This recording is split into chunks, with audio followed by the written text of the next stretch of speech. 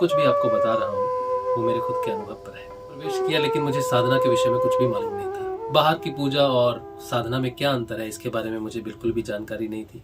मुझे ऐसा लगा कि 6 महीने से ज़्यादा शायद मैं बचूंगा नहीं। उस समय मुझे समझ में आया कि अगर ये 6 महीने ही मेरे जीवन में है तो मुझे क्या करना चाहिए। भगवान श्री शनिदेव की बड़ी कृपा रही मुझ पर। उनकी कृपा से मुझे जॉब मिली, उनकी कृपा से मुझे घर मिला। तो जैसे ही मैंने माँ काली के सामने अपना सिर रखा, मेरी रीढ़ की हड्डी से एक तूफान उठा जैसे भंवर उठता है, और वो मेरी रीढ़ की हड्डी से उठता हुआ सीधा मेरे आज्ञा चक्र में घुस गया। पहले मुझे लगा कि कोई चक्कर आ रहा है या कुछ मेरे को कमजोरी हुई है, कुछ हुआ है, लेकिन वो शायद 2 सेकंड में या 1 सेकंड में वो काम हुआ और वो बंद हो गया। हार्ट बीट का स्किप होना या हार्ट बीट का गले में आ जाना, कान में धड़कन का सुनना, कान का गर्म हो जाना, इस तरह की चीजें होती थी जो मुझे डराने लगी। मैंने सोचा शायद हृदय में भी कोई प्रॉब्लम हो गई है। मेरी सांस रुक गई और मैं रात को जाग गया। देखा कि सांस नहीं आ रही है, तो मैंने जोर जोर से सांस ली, फिर नॉर्मल हुआ, फिर लेट गया, फिर गुरु भगवान के दर्शन हो गए। इस तरह से गुरुत्वाकर्षण के बारे में, गुरु के आकर्षण के बारे में, वो सारी चीजें अपने आप आंतरिक रूप से घटित होने लग गई। धीरे धीरे सत्संग का विकास हुआ, लोग जुड़ते गए, बहुत सारी घटनाएं घटी। ध्यान में प्रवेश किया, प्राण को महसूस किया, मन में परिवर्तन महसूस किया। और सबसे विशेष बात यह है कि जो भी आध्यात्मिक पुस्तक जिसके बारे में भी मैं कभी सोचता था तो उसका ज्ञान मुझे प्रकट होने लग गया। बिना पढ़े मुझे पुस्तकों का ज्ञान हो जाता था। भगवान श्री कृष्ण इस श्लोक में कहते हैं कि जब साधक साधना करते हुए आत्म जागृति की तरफ बढ़ता है तो त्रिगुणात्मक प्रकृति की 3 वृत्तियां उसे रोकती हैं। जब वो स्वयं साधना में आगे नहीं बढ़ पाता तो त्राहिमाम करता है, भगवान को पुकारता है कि हे ईश्वर, ये मेरे बस की बात नहीं है, प्रकट हो प्रकट हो प्रकट हो। जबकि जो ध्यान है वो तो फल है, उसका बीज है नाम जप। बिना नाम जप के कोई भी योग सिद्ध नहीं हो सकता। और वो नाम जप जिसमें प्राण ना हो, प्राण प्रतिष्ठा ना हो, वो किसी प्रकार से भी आपको जागृत नहीं कर सकता। जिस समय आत्मा का परमात्मा के साथ योग हो रहा होता है उस समय सारी वृत्तियां रुक जाती हैं और उसी समय भगवान वृत्तियों में परिवर्तन।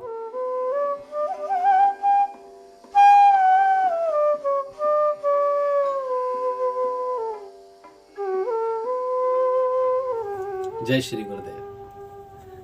मेरा नाम राजशिव है और मैंने ये नया आध्यात्मिक पॉडकास्ट शुरू किया है ताकि मैं अपने पॉडकास्ट के साथ आप सब तक पहुंच सकूं। ये आध्यात्मिक पॉडकास्ट मेरे खुद के अनुभव पर है और जो परिवर्तन नाम जप से आता है, जो ध्यान से परिवर्तन आता है, आध्यात्मिक जीवन में जो परिवर्तन आता है, आध्यात्मिक जीवन से जो भौतिक जीवन में परिवर्तन आता है, उसके आधार पर यह आध्यात्मिक पॉडकास्ट आप सब तक पहुंचे, ऐसा ही मेरा प्रयास है। इससे पहले कि इस आध्यात्मिक पॉडकास्ट में मैं आपको अपनी साधना से आने वाले परिवर्तन के बारे में, आध्यात्मिक परिवर्तन के बारे में, भौतिक परिवर्तन के बारे में बताऊं, उससे पहले आपको ये जानकारी होनी चाहिए कि मैं जो कुछ भी आपको बता रहा हूं वो मेरे खुद के अनुभव पर है। मेरा नाम राजशिव है और मैं पंजाब से हूँ। 1979 10 दिसंबर को मेरा जन्म हुआ और मैंने अपनी पढ़ाई इलेक्ट्रॉनिक्स एंड कम्युनिकेशन में बठिंडा से पूरी की। 2005 में मैं कलकत्ता आया नौकरी के सिलसिले में। 2014 तक मैंने नौकरी भी की, बिजनेस भी किया, कुछ सफलताएं मिली, कुछ असफलताएं मिली। 13 नवंबर 2014 को भगवान श्री गुरुदेव की मुझे प्राप्ति हुई और गुरु भगवान को मैं कभी भौतिक रूप से तो मिला नहीं, हाँ उनके एक वीडियो के माध्यम से मैंने संजीवनी मंत्र को सुना और गुरुदेव बताते हैं कि 2 समय ध्यान करना पड़ेगा। मैंने साधना में प्रवेश किया लेकिन मुझे साधना के विषय में कुछ भी मालूम नहीं था। बाहर की पूजा और साधना में क्या अंतर है इसके बारे में मुझे बिल्कुल भी जानकारी नहीं थी। तो 5 साल नाम जपते जपते निकल गए, लेकिन हाँ बहुत बड़ा परिवर्तन हुआ जो मुझे बाद में पता चला, जिसे एज जाप कहते हैं। 2019 में सब कुछ ठीक ठाक चल रहा था लेकिन मेरे कमर दर्द ने बहुत परेशान कर दिया मुझे। मैंने जब अपनी रीढ़ की हड्डी का एक्सरे वगैरह करवाया और डॉक्टर को दिखाया तो डॉक्टर ने कहा कि तुम्हारी रीढ़ की हड्डी जो है वो स्पॉन्डिलाइटिस की वजह से पूरी तरह से खराब हो चुकी है और अब ये इतनी अकड़ चुकी है कि अगर तुम इस पे ज़्यादा जोर दोगे तो ये टूट जाएगी। डॉक्टर की ये बात सुन के मुझे ऐसा लगा कि 6 महीने से ज़्यादा शायद मैं बचूंगा नहीं। उस समय मुझे समझ में आया कि अगर ये 6 महीने ही मेरे जीवन में है तो मुझे क्या करना चाहिए। मैंने बाहर के सारे जो पूजा पाठ होते थे उनको बंद किया और 6 महीने का जीवन मैंने भगवान श्री गुरुदेव को समर्पित किया। भगवान श्री गुरुदेव का संजीवनी मंत्र को मैंने बड़ी श्रद्धा से जाप किया। सिर्फ एक पल का वो समय था जब भगवान श्री गुरुदेव ने मुझे जागृति दी। मैं भगवान श्री शनिदेव की पूजा करता था, क्योंकि भगवान श्री शनिदेव की बड़ी कृपा रही मुझ पर। उनकी कृपा से मुझे जॉब मिली, उनकी कृपा से मुझे घर मिला। उस समय मेरी हालत बहुत ख़राब थी, तो भगवान श्री शनि की कृपा मुझ पे थी। लेकिन या तो मैं बाहर की पूजा कर सकता था, या फिर मैं भगवान श्री गुरुदेव का मंत्र जप करके आंतरिक साधना में प्रवेश कर सकता था। दोनों चीज़ें एक साथ नहीं चलती, ऐसा मुझे मालूम नहीं था। लेकिन भगवान श्री शनि की कृपा से मुझे पता चला कि मुझे एक को चुनना पड़ेगा, या तो आंतरिक साधना में श्री गुरुदेव के मंत्र को और श्री गुरुदेव को, या फिर बाहरी भौतिक शनिदेव की पूजा को। मैं शनिदेव के मंदिर गया, मैंने उनसे आज्ञा मांगी, उनको नमस्कार किया कि हे शनिदेव, अगर मेरे गुरुदेव समर्थ हैं, भगवान स्वरूप हैं और मुझे बचा सकते हैं और मुझे आध्यात्मिक उन्नति दे सकते हैं, तो आप मुझे आज्ञा दीजिए। आज के बाद मैं बाहर की कोई भी पूजा नहीं करूँगा, मैं कभी मंदिर नहीं आऊँगा। मैं सिर्फ अपने गुरुदेव के मंत्र को जाप करूँगा और उनका ध्यान करूँगा। बाकी अगर मेरे गुरुदेव समर्थ हैं, मुझे बचा सकते हैं, तो बचाएंगे। आप मुझे आशीर्वाद दीजिए, और जो कुछ भी आपने मुझे दिया है, नौकरी दी है, घर दिया है, अगर आपकी कृपा बनी रहे और आपकी अगर मर्जी हो मेरी साधना के लिए, तो ये सब ऐसे ही बना रहे। मैंने जैसे ही भगवान श्री शनि को प्रणाम किया और अपना माथा जो है शनिदेव के सामने रखा, उसी मंदिर में माँ श्री काली की मूर्ति रहती है। हर मंदिर में माँ काली की मूर्ति भगवान श्री शनि के साथ रहती है, ज्यादातर कलकत्ता में ऐसा ही है। तो जैसे ही मैंने माँ काली के सामने अपना सिर रखा, मेरी रीढ़ की हड्डी से एक तूफान उठा, जैसे भंवर उठता है, और वो मेरी रीढ़ की हड्डी से उठता हुआ सीधा मेरे आज्ञा चक्र में घुस गया। पहले मुझे लगा कि कोई चक्कर आ रहा है या कुछ मेरे को कमजोरी हुई है, कुछ हुआ है, लेकिन वो शायद 2 सेकंड में या 1 सेकंड में वो काम हुआ और वो बंद हो गया। वो बड़ा विचित्र अनुभव था। उसके बाद मेरा जीवन पूरा परिवर्तित हो गया। धीरे धीरे मैंने देखा कि मेरे हृदय चक्र में, अनाहत चक्र में थोड़ा परिवर्तन मुझे महसूस होना शुरू हुआ। जैसे कभी पल्पिटेशन होना, हार्ट बीट का स्किप होना, या हार्ट बीट का गले में आ जाना, कान में धड़कन का सुनना, कान का गर्म हो जाना, इस तरह की चीज़ें होती थी जो मुझे डराने लगी। मैंने सोचा शायद हृदय में भी कोई प्रॉब्लम हो गई है, तो मैंने कुछ एक टेस्ट करवाए, तो टेस्ट बिल्कुल नॉर्मल आए। एक रात मेरे स्वप्न में भगवान श्री गुरुदेव आए। मैं कुछ बोला नहीं गुरुदेव से, लेकिन मैं गुरुदेव के पास गया। गुरुदेव सीढ़ियों पर बैठे थे।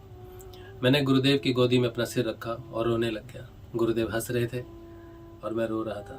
जैसे सारा दुख जो है वो मेरे गले में भर आया। मेरी सांस रुक गई और मैं रात को जाग गया। देखा कि सांस नहीं आ रही है, तो मैंने जोर जोर से सांस ली, फिर नॉर्मल हुआ, फिर लेट गया, फिर गुरु भगवान के दर्शन हुए। अगले दिन अनाहत चक्र में जैसे कुछ घूमता है, चींटियां रेंगती है, ऐसा मुझे अनुभव शुरू हो गया। और कुछ दिन बाद क्या देखता हूँ कि एक, जैसे आप किसी नट को खोलते हो, बड़ी तेजी से खुलता है नट, वैसे ही मुझे यहाँ कुछ चक्र घूमता हुआ महसूस हुआ। इस घटना के बाद मेरा ध्यान लगना शुरू हुआ। उस समय मैं ऑफिस में दोपहर को ध्यान करता था खाने से पहले। मुझे मालूम भी नहीं था कि ध्यान क्या है, इसमें क्या घटित होता है, क्या नहीं होता है। उस दोपहर को मुझे भगवान श्री गणेश के दर्शन हुए। वो दर्शन शायद एक ही क्षण के थे। जितनी देर में मेरे मन ने ये रियलाइज किया कि मैंने कुछ देखा है, मेरा ध्यान टूट गया। भगवान श्री गणेश के दर्शन के बाद मुझे आंतरिक ज्ञान प्राप्त होने लग गया। किसी शब्द के बारे में सोचता था तो उस शब्द का ज्ञान प्रकट होना शुरू हो जाता था। कोई भी शब्द यूं ही मेरे मन में चला आता था। साधु, साधु का मतलब ढूंढो, साधु का अर्थ ढूंढो, सत्य को धारण करने वाला साधु। इस तरह से गुरुत्वाकर्षण के बारे में, गुरु के आकर्षण के बारे में, वो सारी चीजें अपने आप आंतरिक रूप से घटित होने लग गई। पहली बार जब मेरा ऑफिस में ध्यान लगा तब मैं जमीन पे बैठा था और मोबाइल पे भगवान श्री गुरुदेव की तस्वीर थी। दूसरी बार जब मेरा ध्यान लगा तो मैं रिवॉल्विंग चेयर पे बैठा था। उस दिन मुझे पता चला कि अगर गुरु समर्थ हो तो किसी आसन की जरूरत नहीं होती, किसी दिशा की जरूरत नहीं होती, किसी भी प्रकार के किसी भी प्रपंच की जरूरत नहीं होती। गुरु भगवान आंतरिक हैं, वो हम सबके अंदर रहते हैं। और अगर गुरु सच्चा है तो वो आत्म स्वरूप है। शिष्य की आत्मा गुरु है, भगवान है, श्री कृष्ण है। धीरे धीरे जब ध्यान लगने लग गया और आंतरिक ज्ञान प्रकट होने लग गया तो मैंने सत्संग शुरू किया। धीरे धीरे सत्संग का विकास हुआ, लोग जुड़ते गए, बहुत सारी घटनाएं घटी। ध्यान में प्रवेश किया, प्राण को महसूस किया, मन में परिवर्तन महसूस किया। और सबसे विशेष बात यह है कि जो भी आध्यात्मिक पुस्तक जिसके बारे में भी मैं कभी सोचता था तो उसका ज्ञान मुझे प्रकट होने लग गया। बिना पढ़े मुझे पुस्तकों का ज्ञान हो जाता था। जो भी पुस्तकों में लिखा हुआ है उसे जब मैं बाद में पढ़ता था तो मुझे पता चलता था ये तो मैं जानता हूँ, या ये तो मैंने सत्संग में बोला है, यह सत्संग में ये प्रकट हो चुका है। जब सत्संग शुरू हुआ तो सत्संग से स्वाध्याय होने लग गया और स्वाध्याय से जानकारी हुई कि ये जितनी भी जागृति है, आत्म जागृति है, इन सब का आधार सत्य है, आत्मा है।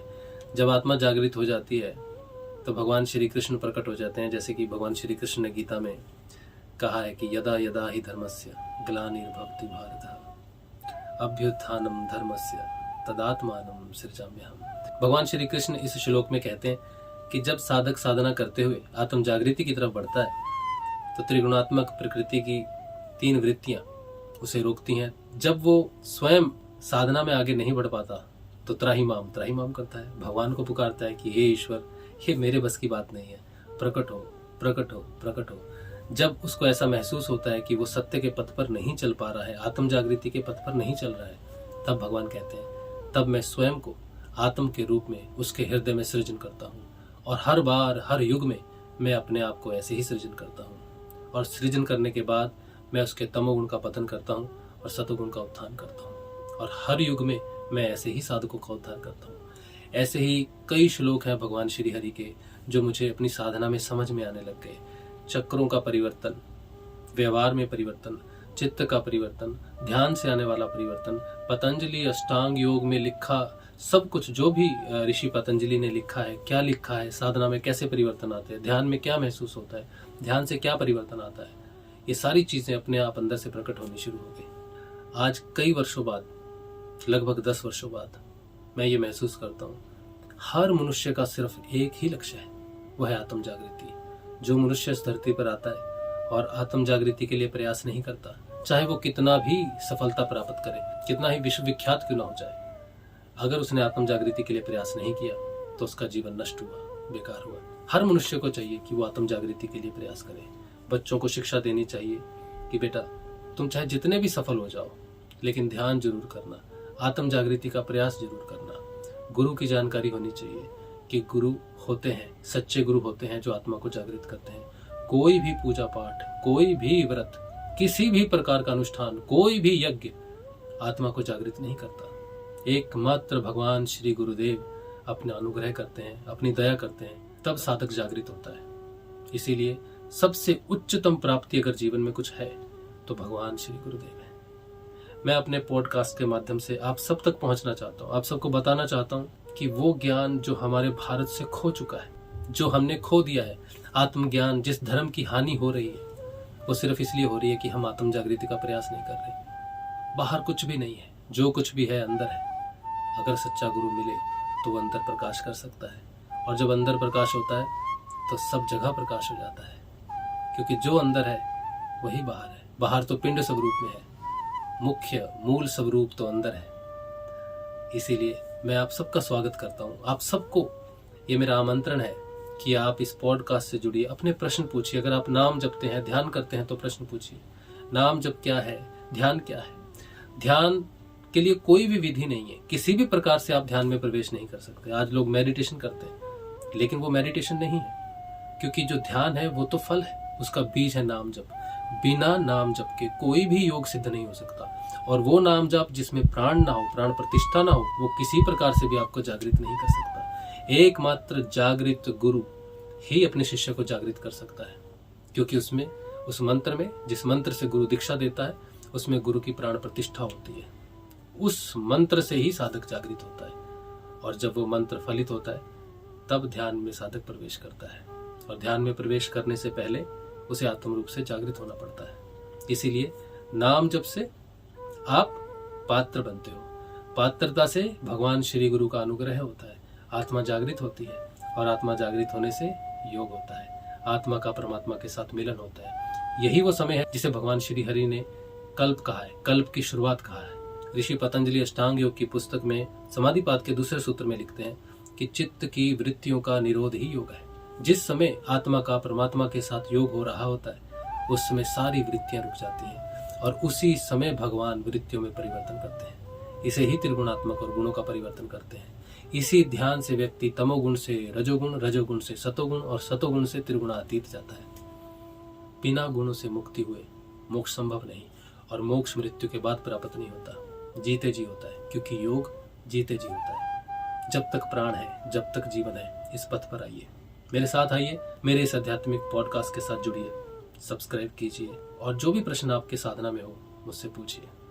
मैं पूरी कोशिश करूंगा कि अपने अनुभव के साथ इस पथ पर, इस साधन पथ पर मैं आपकी सहायता कर सकूं। मुझे उम्मीद है कि हम एक बड़ा परिवार बनेंगे, जैसा भगवान श्री हरि ने कहा है, सर्व खल्विदम ब्रह्म। तो आइए एक साथ इस पथ पर चलते हैं, सनातन पथ पर चलते हैं, धर्म के उत्थान के लिए चलते हैं। जय श्री गुरु।